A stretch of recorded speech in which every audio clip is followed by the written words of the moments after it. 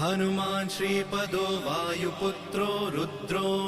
नघोजरः अमृत्यवीरवीरश्च ग्रामवासो जनाश्रयः धनदो निर्गुणः शूरो वीरो निधिपतिर्मुनिः पिङ्गाक्षो वरदो वाग्मी सीता शोकविनाशकः शिवः शर्वः व्यक्तो व्यक्तो धराधरः पिङ्गकेशः पिङ्गरोमा श्रुतिगम्यः सनातनः अनादिर्भगवान् देवो विश्वहेतुर्जनाश्रयः आरोग्यकर्ता विश्वेशो विश्वनाथो हरीश्वरः